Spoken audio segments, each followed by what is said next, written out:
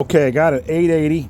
There's only one clown company related to 880s. That's that Farmer Tech. Farmer Tech, Hutzel, Holtz Pharma, same outfit. They're just starting up a manufacturing. Now, I got a dozen of these, and people have been using them to mill, and I've kind of been underbidding. I kind of been losing some money. I got a guy named John up in Ohio, and I gave him a price, and he ended up saying, "Can you do $2.99?" And I made a mistake, and I said yes, after I'd already told him I was going to give him 3 chains with 157 links. That's 60 inches. By the time I got him 2 bars and I think 5 or 6 chains and shipping, I was out of money. I mean, I didn't make money. It's like I paid him to take my saw. And then it burns up because he didn't believe me on my 32 to 1. So it's going to be a short and a long. So stick with me on the long.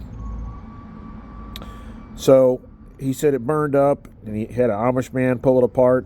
In Ohio, evidently Amish people are good for fixing chainsaws. Amish man said pistons burned up, and I'm thinking, well, I think I told him I was going to send him a 070. And I was worried that before I knew the piston had burned up, or before the Amish man said what he thought it was, I was worried something in the saw came apart, And that's where I told the Jerry Simmons guy. I told him that guy in Ohio said he saw it's not working. And then Jerry Simmons came up with his con on me, and I put that on there. Jerry Simmons sent me pictures of a saw that's not even an 880. Well, I ended up getting this saw back. I had to hunt it down at the post office. They didn't have a return address. They shipped it with gasoline. They were pissed off. They weren't going to deliver it to me. Basically, the local post office was sabotaging the delivery. I finally got it 4 or 5 weeks later because I was worried about what happened to a saw. Maybe that's when I said I was going to send him an 070 with the lost chainsaw. I don't know. But I did tell him I was going to send him an 070. But you know what? I've reneged on that because he ran Still Ultra and he read the directions which say 50 to 1. And I don't think you can run a 60-inch bar through oak 30 feet long at 50 to 1 and expect the cylinder and piston to be copacetic. So did I renege on sending him a 070? Yeah, I did. But I fixed the saw, and I'm asking him for $150 because it's going to cost $70-something to ship it back. The piston costs some money, the gasket and the rings. My buddy helped me. I've been buying my buddy, $20-something buffet lunches. We've been pigging out. Now we got to lose some damn weight. But anyway, I asked the guy for $150, and he's pissed off at me. And he's not really responding. And it's like, I said, okay, well, what's reasonable? What's reasonable? So right now, I put out a call on a previous video on how to tune this thing up because I don't know everything. And I get messages, if you don't know how to tune a chainsaw, you don't have any business having a chainsaw. Okay, that's well and good. You know what? I will accept that as a true statement. But guess what, MFers? I got free will. I can do as I damn well please. But I want to thank everybody that gave me a comment. I got a nice lengthy comment from Vintage Engines. Thank you very much. Quentin Davis, who's in Louisiana, he's cool. He gave me a lot of good details. And Richard Fife gave me some details on another video related to the Big Bore 372. So you 3 gentlemen, I want to thank you from the bottom of my heart for being good Americans. And I've tuned this right now. Between the 3 suggestions, it's between 3/4 and 1 1/4. You back it off. You got a lower. You got 2 lowers right here. This is the low and this is the high. So the low is closer to the cylinder and the high is further away. So the suggestions are between 3/4 and 1 1/4. So I've gone with 1 1/4 turns back. So it's turned all the way to the right and then it's turned back to the left, 1 1/4. And then the idle, nobody told me, the LA or whatever, the low speed idle or whatever, nobody told me specifically what to do with that. So I turned it all the way to the right to shut it off, I think. And then I backed it off 1 turn.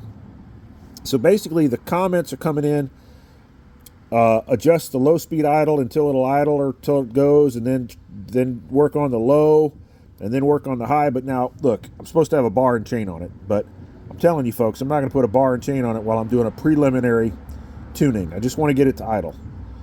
Now, I'll redo the tuning or tune it up more fine when I put the bar and chain on it, because I'm going to mill with this sucker. Because I've put a new cylinder in it and new rings. Sorry, not cylinder, rings. I didn't do it. My buddy did it. I mean, I could do it probably, but my eyesight's compromised. It's just easier when my buddy helps me out. That's nice of him to help me out like that. But so we got the new rings and the new piston in there, and it starts and it runs. It seems to have decent compression. So I'm going to mill with it for a while. I'm still waiting on John to tell me what he wants to do on 150. I mean, if 150 is not reasonable, I don't know what is, man. I mean, make it 250 and I'll change the cylinder and the piston, you know. I don't know. I don't know what to tell you. Make it 350 and I'll send you another saw. You know, I don't know. I don't know what to tell you. You know, you want a 070 instead? I'll send you an 070 instead. It doesn't matter to me, man. I already lost money on it in the initial onset, and that's my fault. I'll take full credit for it. And as far as anything I offered, that was before I understood that the only thing that burned the saw up was the oil and overheating it. So that's where we're at. Let's see if I can get this thing started. I'm going to do a DH, because you guys like that DHNS, right? Okay, so I haven't started it today yet, and we'll see what happens here. All the way down. I do the decompression in because it's just easier for me. And look, this Holt Farmer crap on the pull starter, that's a common problem they got.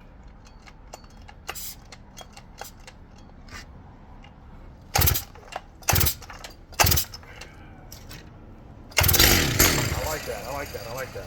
That was good. 3 pulls, 1 or 2 should fire. We'll see if it's going to run.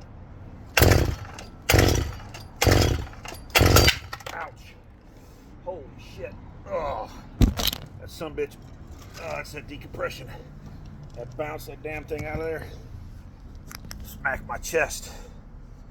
Right, didn't crack a rib, don't worry. I'm tougher than I look. Let's see if we can get started up now. Now the pain subsided. That's because I didn't have that decompression in there. That compression caught it and jerked it out of my hand. That's why I like that decompression. There it goes.